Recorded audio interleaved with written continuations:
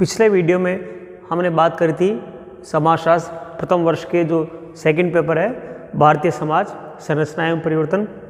इसकी मैं आप लोगों को यूनिट बता रहा था और मैंने अभी तक आपको पहली और दूसरी यूनिट के बारे में मैंने आपको विस्तार से समझाया और मेरे ख्याल से आप लोगों को समझ में आ गया होगा। उनमें अगर कोई समस्या आया तो आप मेरे को कमेंट बॉक्स में प्रश्न आप पूछ सकते हैं। आज हम बात करेंगे इकाई 3 की। जो थर्ड यूनिट है, जैसा कि मैंने आप लोगों को पहले भी बताया था कि भारतीय समाज वाला जो पेपर है बहुत आसान पेपर है, मगर दूसरा और एक और चीज़, आसान होने का मतलब ये नहीं कि आप हर कुछ लिख दो। एक होता क्या है कि एक आम विद्यार्थी और एक समाजशास्त्र के विद्यार्थी का जो कोई उत्तर लिखते हैं तो उनमें अंतर होना चाहिए। भाई जाति और इन परिवार इनके बारे में हर आदमी जानता, मगर एक समाजशास्त्र का जो विद्यार्थी है उसके उत्तर में कुछ समाजशास्त्रीय अवधारणाएँ आनी चाहिए और वही अंतर रहता है किसी कंपटीशन में आपका नंबर आने या नहीं आने का, एक सबसे बड़ा महत्वपूर्ण कारण रहता है। तो आज हम बात करेंगे तीसरी यूनिट में। तीसरी यूनिट है सांस्कृतिक एवं नृजातीय विविधताएं। पहली चीज़ मैं आपको एक एक अक्षर समझाऊंगा, उससे आपको समझ में आ जाएगा।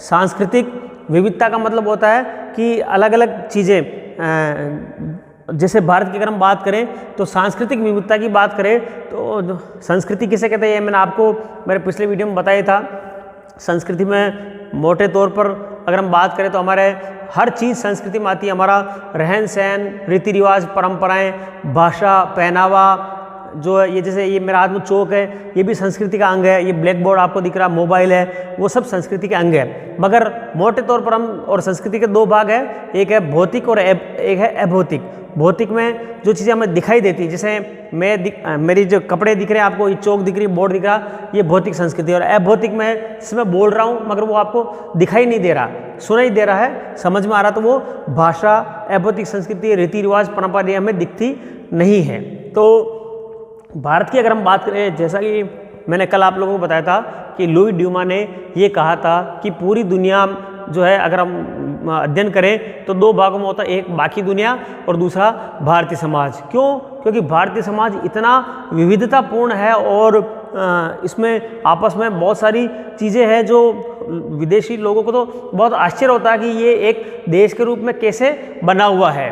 तो पहले हम दोनों चीज़ें, और इसीलिए इसके अंदर आ रहा अनेकता में एकता, ये मैं अभी आपको बताऊंगा।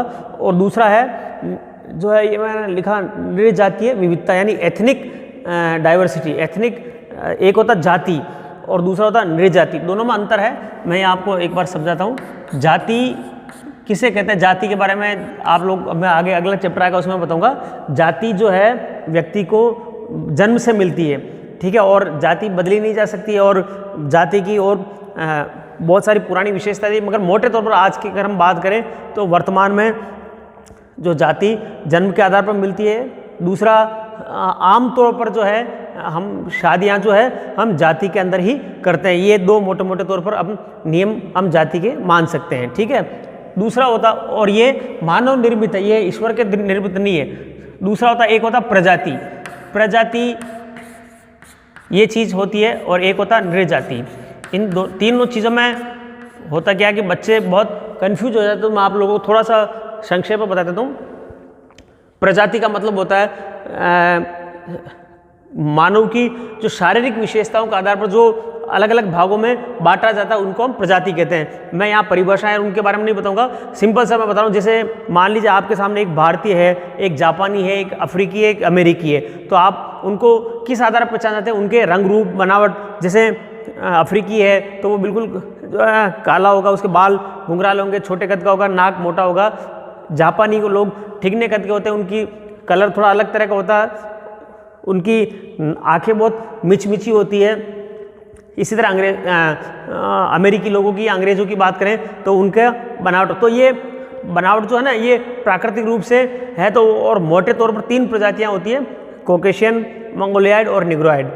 और इनके और भी है, ये ज्योग्राफी के अंदर आता बेसिकली। मगर कहने का मतलब जाति तो मानव निर्मित है और प्रजाति एक हम कह सकते हैं बाई बर्थ, यानी कुदरत की देन है। हम जो है हमारा रंग रूप और हमारी आकृति शरीर की बनावट कैसी होगी। जैसे कुछ प्रजाति होती जो जिनका कद छोटा होता है, कुछ प्रजाति ऐसी होती जिनका जो हाइट ऊंची होती है। जैसे उदाहरण के रूप में अगर हम हॉलैंड की, नीदरलैंड की बात करें तो नीदरलैंड की जो बेल्जियम की जो बात करें तो बेल्जियम में औसत लंबाई 6 फुट है, यानी वहाँ लगभग हर आदमी 6 फुट का होता, जबकि हमारे यहाँ पर आमतौर पर 6 फुट के आदमी बहुत कम पाए जाते हैं। तो ये एक प्रजाति की विशेषता है। दूसरा होता, तीसरी चीज़ होती है नृजाति। नृजाति इसके अंदर क्या होता है कि प्रजातीय तत्व तो खैर होता ही है, मगर जो सांस्कृतिक विविधताओं के आधार पर क्या होता है कि कुछ लोगों को जो है ना रीति रिवाज, परंपराएं, उनकी शारीरिक बनावट, ये सब मिला करके जो एक बाकी लोगों से अलग होती है, तो वो चीज़ कहलाती है एथनिसिटी, यानी नृजातीयता। ठीक है, तो भारत के अंदर भी क्या है, जैसे अगर हम बात करें, भारत के अंदर बहुत सारी विविधताएं हैं। सांस्कृतिक विविधता तो है ही, नृजातीय विविधता भी है। जैसे अगर हम बात करें नॉर्थ ईस्ट में जाएं, अगर हम भारत के अंदर, जैसे असम है, अरुणाचल प्रदेश है, नागालैंड है, तो वहाँ के लोगों की जो है बनावट, जो शारीरिक बनावट वो भी अलग है। दूसरा, उनके रीति रिवाज, परंपराएं बिल्कुल जो है अलग तरीके से हैं। जैसे अगर हम बात करें उत्तर भारत के लोग या भारतीय लोग जो है अगर मांस खाते भी हैं तो वो गाय का मांस नहीं खाते, मगर वो नॉर्थ ईस्ट में वो लोग जो है गाय का मांस भी खाते हैं। तो वो उनकी एक अलग जो है रीति रिवाज, परंपराएं होगी। इसी तरह दक्षिण भारत के लोगों की बात करें तो एक अलग अलग जो है उनके जो रीति रिवाज, परंपराओं से आधार पर उनका एक जो समूह बन जाता है, मोटे तौर पर उनके सारी जो चीज़ें अलग होती है वो नृजातीय विविधताएं कहलाती है। तो भारत के अंदर बहुत सारी विविधताएं हैं। कोई लोग चावल खाते हैं, कोई मछली खाते हैं, कोई गेहूँ खाते हैं। तो ये सारी जो है ना बनावट, उनमें संस्कृति और जो है नृजाति, इन दोनों का एक विविधताएं पाई जाती है। अब भारत में जैसे इसमें एक सवाल है अनेकता में एकता। अनेकता में एकता का मतलब है, जैसे आप लोगों ने तीसरी क्लास से हम पढ़ते आ रहे हैं कि भारत की है विशेषता अनेकता में एकता। क्या मतलब है उसका?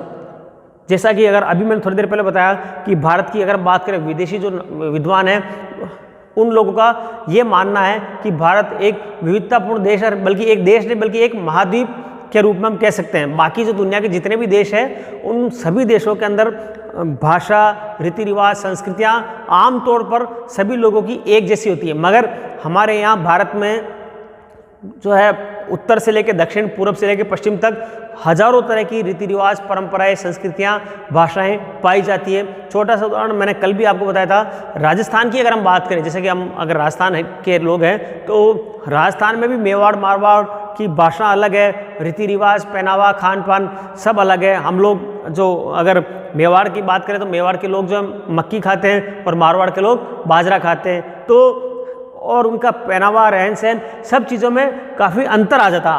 तो मगर इन सारी विविधताओं के होते हुए भी भारत एक देश है। क्यों देश है? क्योंकि उनके अंदर कुछ ऐसे तत्व है जो हमें आपस में एक करते हैं। कैसे करते हैं? जैसे अगर भौगोलिक बनावट की बात करें तो भौगोलिक बनावट में 3 तरफ से समुद्र है, एक तरफ से हिमालय आ गया, एक तरफ रेगिस्तान आ गया, तो ये जो है मिला करके हमें बाकी दुनिया से एक अलग करते हैं। दूसरा, भले ही हमारे रीति रिवाज, परंपराएं अलग हो, मगर मूल जो तत्व है वो जो हमारे आदर्श है वो एक है।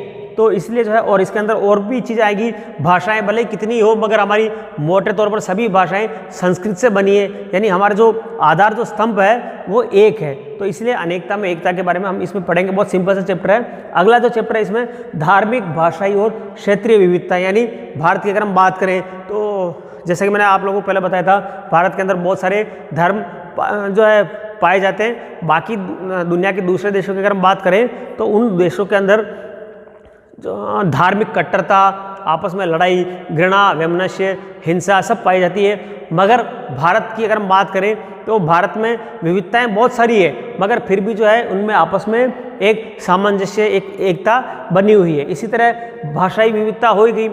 एक और आश्चर्य की बात आप लोगों को मैं बताता हूँ, आप लोगों को जानकारी नहीं होगी। भारत में भाषा को लेकर के इतने मतभेद, इतने जो है तनाव पहले थे, अभी भी अगर हम बात करें तो है। जैसे दक्षिण भारत के लोग जो है हिंदी को स्वीकार नहीं करते, इसीलिए हिंदी आज तक जो है राष्ट्रभाषा के रूप में स्थान जो है नहीं ले पाई। कारण क्योंकि दक्षिण के लोग उसका विरोध करते हैं। तो भाषा, और आप लोगों को पता होगा कि भाषाओं की विविधता के कारण से ही शुरुआत के अंदर जो अलग अलग जो राज्य बने थे वो भाषाई आधार पर जो है बनाए गए थे। यानी मराठी बोलने वाले महाराष्ट्र में, गुजराती बोलने वाले गुजरात में गए। इसी तरह पंजाब हरियाणा का विभाजन हुआ। इसी तरह दक्षिण भारत की अगर हम बात करें, तमिलनाडु और जो है केरल, ये सब हर स्टेट के अंदर अपनी एक अलग भाषा बोली जाती है। तो उनके अंदर विविधताएं भी है, लड़ाई झगड़े भी होते हैं, मगर आपस में एकता की भावना भी आती है। दूसरा एक मैंने बताया क्षेत्रीय विविधता। क्षेत्रीय विविधता का मतलब होता है कि जो अपना इलाका है, जैसे अगर हम बात करें कि हम राजस्थानी हैं, कुछ यूपी वाले के हम यूपी के लोग हैं, तो एक आम तौर पर क्या होता है कि हर क्षेत्र के लोगों को जो ये लगता है कि हमारे को जो है महत्व मिलना चाहिए बाकी लोगों की तुलना में। तो इस आधार पर जो उनके बीच में आपस में लड़ाई झगड़े और इस तरह होते हैं। अगर आप राजस्थान के हैं तो आप लोगों को भी पता है कि राजस्थान के अंदर भी जो है क्षेत्रीयता के मुद्दे कई दफ़े उठते रहे। जैसे डूंगरपुर बांसवाड़ा के लोगों का जो है अभी कुछ महीने पहले एक हड़ताल हुई थी, उनका कहना था कि यहाँ की सीटें हमारे लिए रिजर्व रखी जाए। तो ये क्षेत्रीय विविधताएँ कहलाती है। मगर इन सब के होते हुए भी भारत एक अद्भुत देश हम कह सकते हैं, और उनके अंदर एक जो तत्व है, उसका मूल तत्व या आत्मिक तत्व है, वो एक है। तो इसलिए जो है ये हम सब इसके अंदर पढ़ेंगे। इसी यूनिट के अंदर एक आखिरी जो चैप्टर है वो है जनसंख्या रूपरेखा एवं संबंधित मुद्दे। इसके अंदर क्या होता है, जनसंख्या कैसे कहते हैं ये तो आपको पता ही है कि किसी भी देश के अंदर जो व्यक्ति होते हैं, चाहे महिला पुरुष होते हैं, बच्चे से लेकर बूढ़े तक, वो सब उनका एक महत्वपूर्ण आधार स्तंभ होता है किसी देश के लिए। और जनसंख्या का कम होना, ज़्यादा होना, उसका घनत्व, यानी घनत्व का मतलब होता है कि एक एरिया में कितने लोग रहते हैं, यानी 1 वर्ग किलोमीटर में 100 लोग रहते हैं या 1000 लोग रहते हैं। इसके अलावा किसी आबादी में महिलाएं ज़्यादा है या पुरुष ज़्यादा है, तो इन सब चीज़ों का कोई प्रभाव पड़ता है क्या? निश्चित रूप से पड़ता है। जैसे उदाहरण के रूप में मैं आपको बताऊं कि भारत की अगर हम बात करें तो हम भारत के लोग जो है अधिक जनसंख्या के से पीड़ित है, और जबकि अगर विदेशों की बात करें, ऑस्ट्रेलिया है या यूरोप के जो देश है वो कम जनसंख्या के कारण से पीड़ित है। जैसे आप लोगों ने पढ़ा ही होगा अखबारों में या अस्पतालों के अंदर बाहर में लिखा होगा परिवार नियोजन कराइए या 2 बच्चे ही अच्छे, इस तरह के। जबकि जो विदेश है और हमारे यहाँ पर यह है कि अगर आप 2 बच्चों के बाद नसबंदी या इस तरह की चीज़ करवाते तो आपको सरकार आपको प्रोत्साहन राशि देती है। जबकि जो ऑस्ट्रेलिया है वहाँ पर धीरे धीरे जनसंख्या कम हो रही है, तो ऑस्ट्रेलिया सरकार का नारा क्या है, वो है पहला बच्चा माँ का, दूसरा बच्चा पिता का, तीसरा बच्चा देश का। यानी वो लोग 3 बच्चे जो हम कह सकते हैं पैदा करने के लिए प्रोत्साहित करते हैं, और आगे इनाम भी देते हैं। भाई अगर ज़्यादा बच्चे होते हैं तो उनको इनाम दिया जाता है यूरोप के अंदर और वहाँ ऑस्ट्रेलिया में। जबकि भारत के अंदर उल्टा, चीन की अगर हम बात करें तो चीन में दूसरा बच्चा पैदा होने पर सज़ा मिलती है, जबकि जो है वही चीज़ दूसरे देशों के अंदर यूरोप की बात करें तो वहाँ इनाम मिल रहा है। क्यों? क्योंकि वहाँ ऑलरेडी जनसंख्या हमारे यहाँ ज़्यादा है और वहाँ यूरोप में कम है। तो जो बूढ़े लोग हैं, और क्योंकि जनसंख्या का संतुलित रहना इसलिए ज़रूरी है ताकि एक होता क्या कि एक पीढ़ी आती है उसके बाद नई पीढ़ी आती है। अगर मान लीजिए नई पीढ़ी पैदा नहीं होगी तो पुरानी पीढ़ी की देखभाल कौन करेगा, या आगे उनका जो अस्तित्व है समाज का वो कैसे बना रहेगा। और इसी तरह महिलाएं ज़्यादा हो जाएगी या पुरुष ज़्यादा हो जाएंगे तब भी एक असंतुलन की स्थिति हो जाएगी। बच्चे ज़्यादा है, बूढ़े ज़्यादा है, तब भी एक असंतुलन जो है पैदा हो जाता। तो उससे संबंधित और बेरोजगारी और भूखमरी, ये सब चीज़ें जनसंख्या से जुड़ी हुई रहती है। हमारे यहाँ पर जो है कोई भी काम, अगर हम मजदूर है बहुत सस्ता होता है, जबकि अमेरिका में मजदूर बहुत महंगा होता है। अगर वहाँ बाल कटवाने तो भी 8-10 हज़ार रुपये लग जाते हैं, जबकि हमारे यहाँ 50 रुपये 100 रुपये ज़्यादा से ज़्यादा इसमें आराम से कटिंग हो जाती है। कारण क्या है? कारण ये कि वहाँ जो है लोग कम हैं, हमारे यहाँ जनसंख्या ज़्यादा है, इसलिए हमारे मजदूर आराम से मिल जाते हैं। तो ये सारी चीज़ें हम इस चैप्टर के अंदर पढ़ेंगे। तो मेरे ख्याल से तीसरी यूनिट आप लोगों को समझ में आ गई। बहुत आसान सी यूनिट है। उम्मीद है आपको ये पसंद आया होगा वीडियो। और कोई समस्या हो तो आप लोग इसके ऊपर कमेंट बॉक्स में कमेंट करना जो है ना भूलें, और इसे लाइक, शेयर और सब्सक्राइब करना ना भूलें। धन्यवाद।